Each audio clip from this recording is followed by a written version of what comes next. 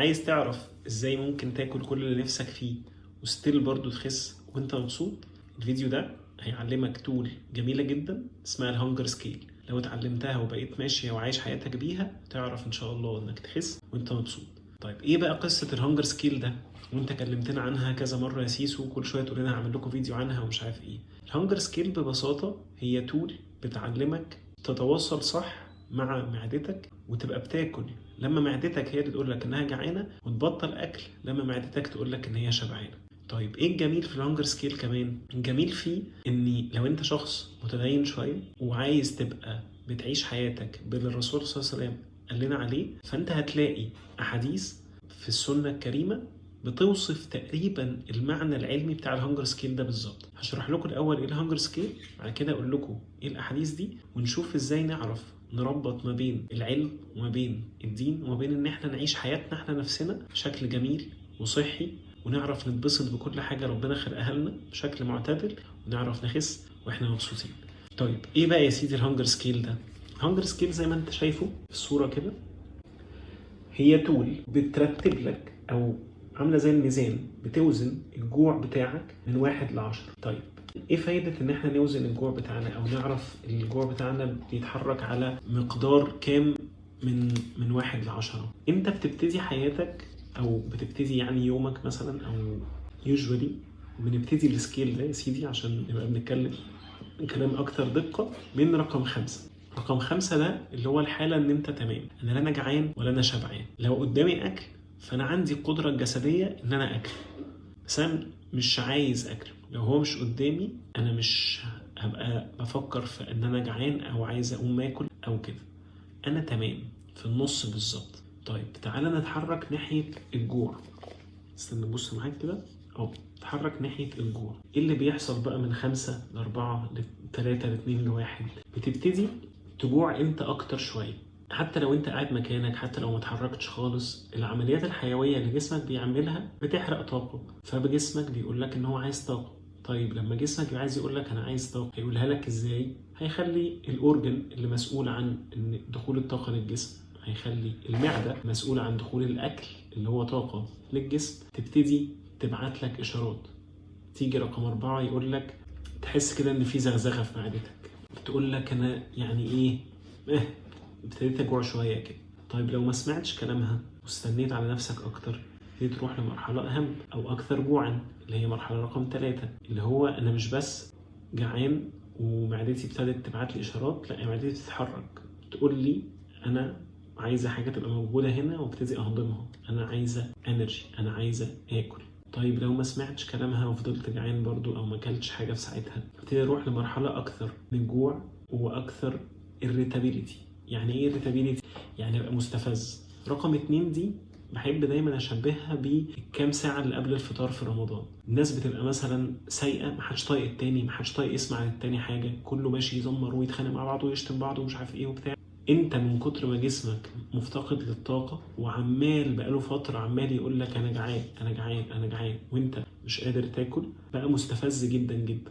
طيب لو ما اكلتش برضو هيروح لاخر مرحله خالص، مرحله رقم 1، المرحله بتاعت ان انت من كتر ما انت الانرجي بتاعتك خلصانه يو ار ديبليتد.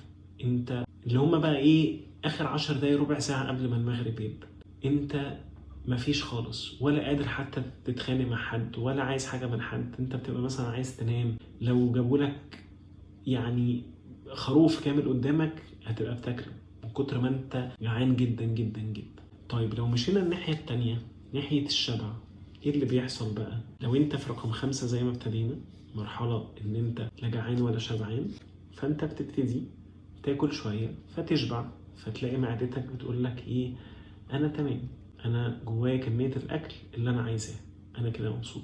ابتديت تاكل اكتر من كده، فتبتدي تحس ان معدتك ستريتشد. يعني دايما المعده بيشبهوها بالبالونه، فانت تبتدي تحس ان البالونه بتتنفخ سنه زياده عن طاقتها.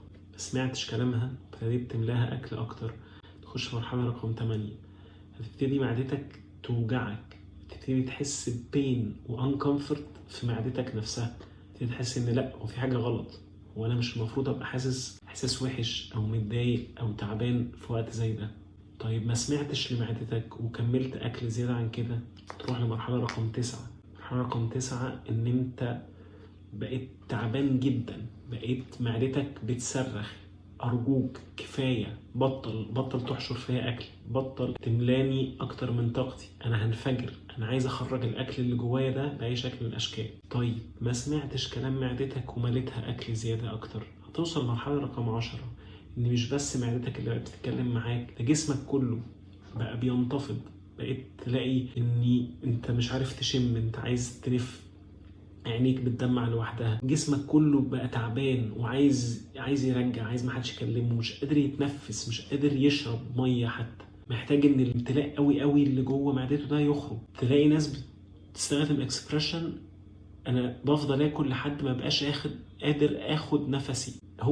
هي دي رقم 10 دي، انت مش قادر تتنفس. طيب ايه علاقة الهانجر سكيل بالدين؟ لما بنقول ان في احاديث الرسول صلى الله عليه وسلم علمها لنا متماشيه جدا جدا جدا مع الساينس بتاع الهانجر سكيل ده. الرسول صلى الله عليه وسلم قال لنا ثلث لطعامك وثلث لشرابك وثلث لنفسك. لما انت تملى معدتك الثلاث تتلات بالاكل لوحده، فانت خدت حق الهواء والميه اللي معدتك برضو محتاجاهم وجسمك محتاجهم، ومليتها على الاخر وبقيت مش قادر تاخد نفسك، بقيت في رقم 10 هنا. طيب الرسول صلى الله عليه وسلم برضو قال لنا نحن قوم لا نأكل حتى نجوع وإذا أكلنا لا نشبع. بمعنى إيه؟ بمعنى إنك لو أنت في مرحلة رقم 6 أو 7 ما تروحش تاكل، استنى لما تجوع. طيب ولو كلت ما تملاش نفسك وتبقى هترجع من كتر الأكل، لا، أقف عند 6. المقدار الصحي او اللي يخليك تعرف تعيش حياتك زي ما انت عايز وتنسى بقى ورقة الدايت وتنسى دكاترة الدايت خالص وما تبقاش محتاج حد يقول لك تاكل ايه وما تاكلش ايه، هو انك تعيش من 4 ل 6 او من 3 ل 6. انا لما بلاقي نفسي جعان شوية باكل لحد ما ابقى تمام، بعد ما بقيت تمام خلاص كده مش محتاج اكل اكتر من كده، فبالتالي مش محتاج املى معدتي زياده واتعب، مش محتاج اقعد اجوع نفسي. ان الاكستريمز بتوصل لبعض، لو انت في 1 هتروح ل10، ولو انت في 10 تستنى الواحد لما تاكل تاني. طيب من الحاجات اللي تعرف تخليك تكونكت احسن مع معدتك هي حاجه اسمها المايندفول ايتنج. ايه المايندفول ايتنج ده وازاي الهيلث كوتشنج يقدر يساعدك تعرف تخس وانت مبسوط؟ هنعمل عنهم ان شاء الله فيديوز جايه. اتمنى تكونوا استفدتوا من الفيديو ده. اسف ان هو طول مني شويه، بس علشان في علم فعلا اتمنى ان هو يفيدكم وتعرفوا تعيشوا حياتكم مبسوطين وتخسوا وانتم مبسوطين.